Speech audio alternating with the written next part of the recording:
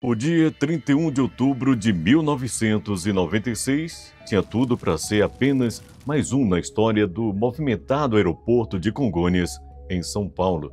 Os aviões pousavam e decolavam sem dificuldades, enquanto passageiros embarcavam apressados e uma multidão caminhava pelos corredores do aeroporto. No entanto, o que ninguém sabia é que aquela data estava destinada a se tornar uma das mais marcantes da história da aviação brasileira. Entre os voos daquele dia estava o TAM 402, realizado por um Fokker 100, que deveria percorrer um curto trajeto entre São Paulo e Rio de Janeiro, uma rota que acontece diariamente. Para a tripulação e os passageiros, aquele voo de menos de uma hora parecia ser apenas mais uma tarefa rotineira de um dia normal de trabalho. Mas em questão de segundos, o que deveria ser uma simples decolagem se transformou em um terrível desastre. A aeronave caiu em um bairro residencial logo após deixar o solo, vitimando todos a bordo e deixando um rastro de destruição e dúvidas. Como um avião moderno operado por pilotos experientes caiu tão rapidamente, sem chance de recuperação? Eu sou Joselito Frois e, com a ajuda do relatório final, vou te contar em detalhes tudo o que aconteceu sobre esse desastre.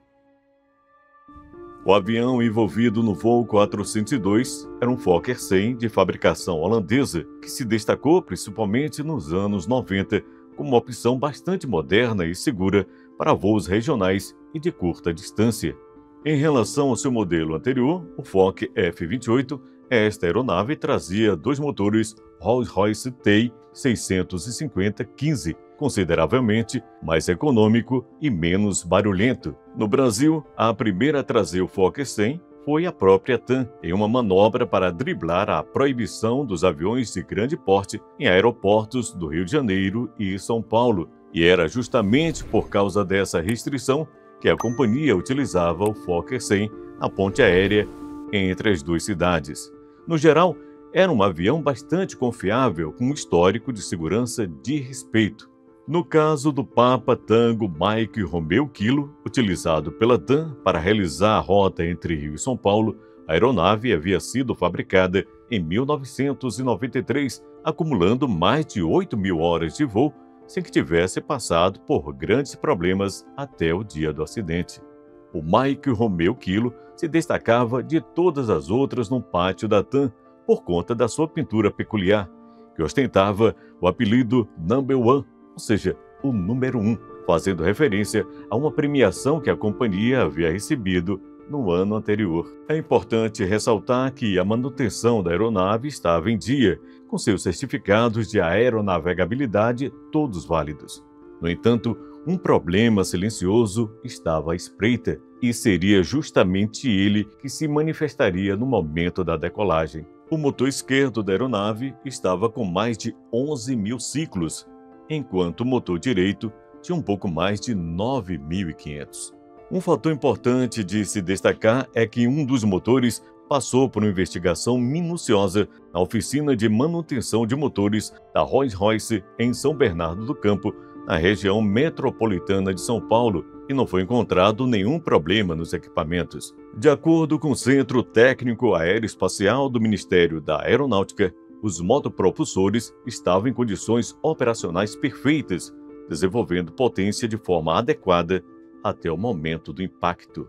Para comandar aquele voo, foi escalado o comandante José Antônio Moreno, piloto experiente com mais de 6.400 horas de voo, mais de 2.000 delas apenas em modelos idênticos ao Fokker, que estava sob seus comandos naquele dia.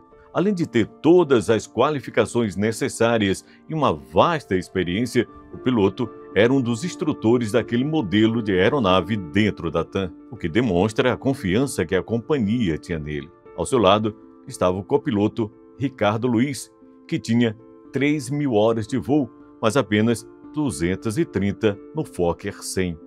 Ele havia sido promovido recentemente e realizado seu treinamento para a função na semana anterior ao acidente.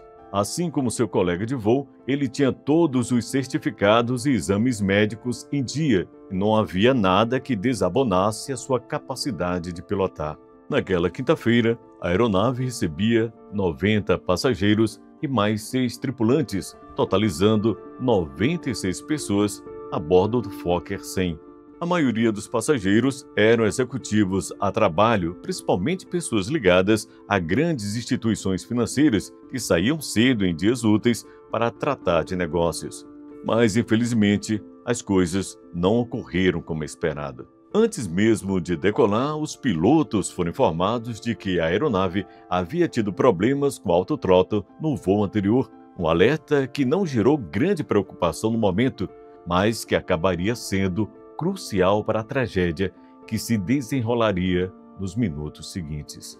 Em uma resumida explicação e para fácil entendimento, esse é um sistema que ajusta automaticamente a potência do motor para manter uma velocidade definida pelo piloto, sem que ele precise fazer ajustes manuais o tempo todo.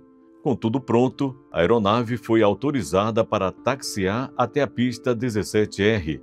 Às 8 horas e 26 minutos, o Fokker 100 decolava rumo ao Rio de Janeiro.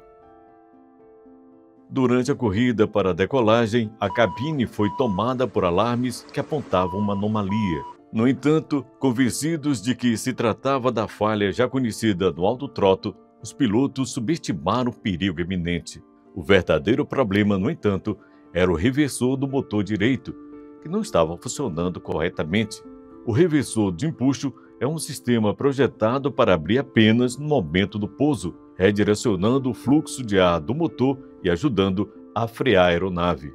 Sua ativação em pleno voo é catastrófica, criando um arrasto brutal e desequilibrando o controle do avião.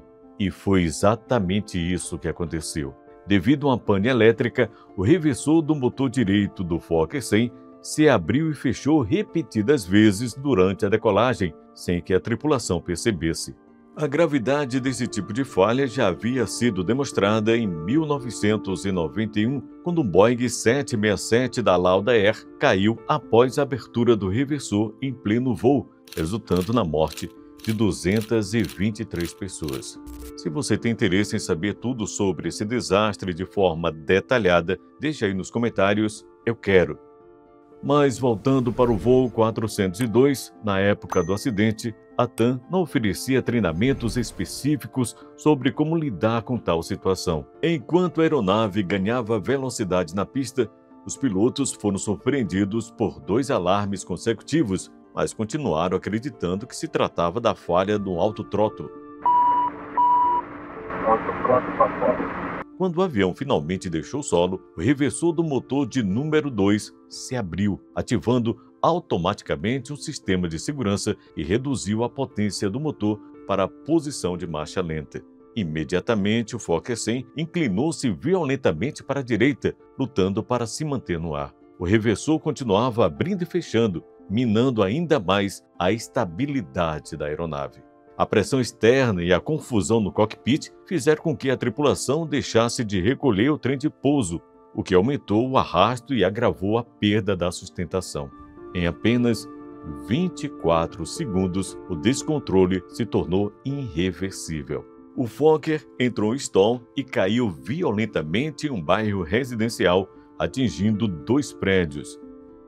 A força da colisão foi tão brutal que o trem de pouso atravessou o teto de uma das residências, aterrissando em um cômodo que, por sorte, havia sido desocupado momentos antes.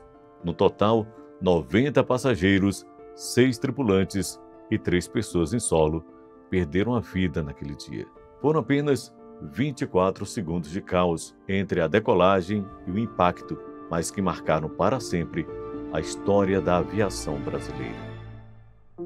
Logo após o acidente, uma minuciosa investigação teve início, envolvendo diversos órgãos nacionais e internacionais. O Centro Técnico Aeroespacial, em parceria com a Rolls-Royce, desmontou e analisou ambos os motores, concluindo que estavam em perfeitas condições de funcionamento no momento do impacto. O foco das investigações acabou recaindo sobre o sistema de reversores do motor direito.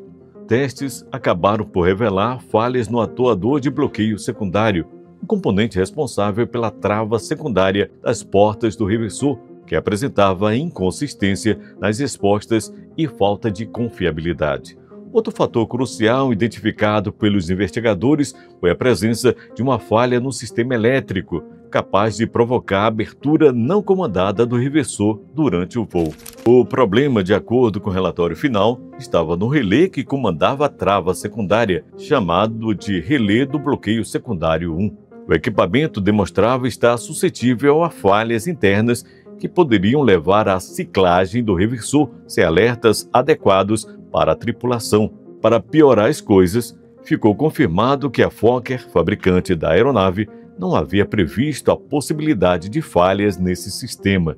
Testes com os simuladores apontaram que a abertura do reversor gerou um arrasto bastante significativo, reduzindo a capacidade de subida da aeronave.